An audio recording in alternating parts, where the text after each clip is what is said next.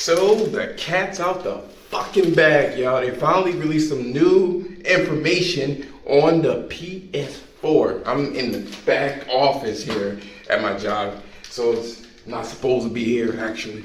So that's what it is. But honestly, I got some concerns. I'm not gonna lie to you. I am a little nervous about all of the information. So when you get what you want, it's a little bit too good to be true. It's making me a little bit nervous. But let's get into it. I'm gonna break down everything, show you the pros, show you the cons, and then we're gonna get this shit kicked off right now. This is JD from All Things Sony. Interesting news. It is going to be called the PS4. It's really going to be called the PS4. Obviously, you know what I mean? And Jim Ryan, he actually did this personally, which I'm a little bit worried about. But anyway, talk about the pros. Apparently ray tracing is in the hardware. I don't think it's going to be like a real, like full featured, like, you know, it can't be because it's a console, you know what I mean? It can't do all of that for size reasons and things like that. But ray tracing pieces is in there, which is great. Game installs are actually going to be separate. It's going to be single player and multiplayer, or single player co-op and multiplayer, which you can delete after you're done with it, or just download that particular piece, which I've mentioned in one of my other videos, that I think they're going to start releasing just multiplayer on the PC, which I said this, I guarantee you that's what they're going to be doing. So that's really good. The UI, which is pretty cool. I cannot stand the PS4's UI. I think it's shit. I'm not going to lie to you. It's garbage to me. I like the old XMB back in the day, but what they were saying is that with the UI, you'll be able to, well, it's going to be so interactive. It's going to be alive in this sense. So when you're, for multiplayer sake, when you're actually playing multiplayer games, you know how it'll tell you that people is in a party chat or anything like that? Well, in this particular case, it'll tell you not only that they're in a party chat, but who's in it. I mean, like, well, who's getting kills, who's losing, how many kills, what the kill death ratio is, and stuff like that. And for single player, it actually makes suggestions to you. Say, you know what I mean, you haven't beaten this level yet, do you want to beat it? Or your friend is in this level right now and he's trying to do whatever he's trying to do, and you'll be able to comment on these things. So it's going to be alive, which is pretty cool. So looking at how much time I got. I have to hurry up and make this video. I have work to do and I'm busy. I'm a busy man, so it is what it is. That's pretty cool. So we got the UI out. They just announced too, on the side note, that Facebook is not going to be a part of PlayStation. Whatever, you know what I mean? So I guess they need to make this shit more interactive, which is good. For the controller, they said that it looks exactly the same for dev kits purposes, but there's a lot of different things that's in the controller, such as a better, like, actual speaker, which I don't really care. I don't give a fuck about the speaker. It's kind of stupid to me. They have a haptic vibration system, so if you have a cell phone, you know what the fuck that means. You can have granulated vibrations that is so detailed and nuanced. We're talking about something that is hard to the touch, something that is soft to the touch. I mean, this vibration system is really fucking cool. For cell phones, it's in there. Apple has it incorporated. That's pretty cool as well. And I like it. I like it personally. But they were talking about how if you're playing Gran Turismo and you're driving, you'll be able to tell, like, actual side grain versus mud versus wet surfaces, things of that nature. Let me just take a look at the notes here. I don't really have anything here. And the like. So basically, you got a better and more way wide range of different types of vibrations that's going to be super immersive. The second thing they say too, or the next thing they say too, is adaptive triggers. So Xbox has something similar to this, but they mentioned, let's look at the time here. Okay, so they mentioned, the fuck they mentioned? They mentioned bow and arrows. I feel like they're going to show you Horizon Zero Dawn 2.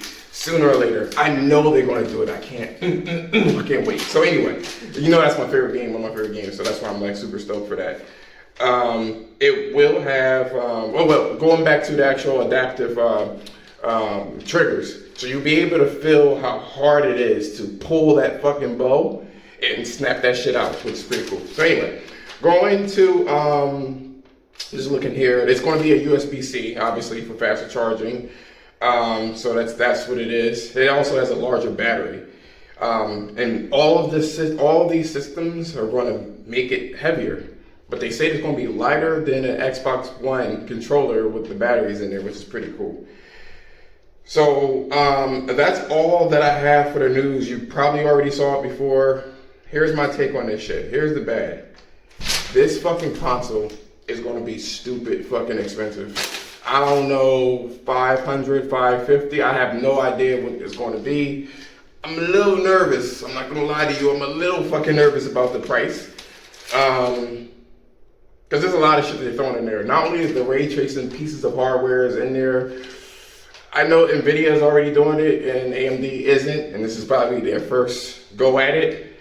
They've been doing little things here and there, but this is making me nervous. In terms of the UI, I feel like it's going to be a little bit intrusive about how much stuff that they're going to connect with it. They said something about voice controls and shit like that, voice commands. This is all that Google shit. I'm really not feeling that. It's not really a con for me in this particular case. I'm just thinking here in terms of different pieces of the game. And it makes for a faster downloading, especially since these games are going to be a lot bigger. These games are going to be fucking huge, right? But you're separating the single player, the multiplayer, and co-op and stuff like that, and that's great. But I do, once again, some people are not going to like the direction that Sony is actually going with this.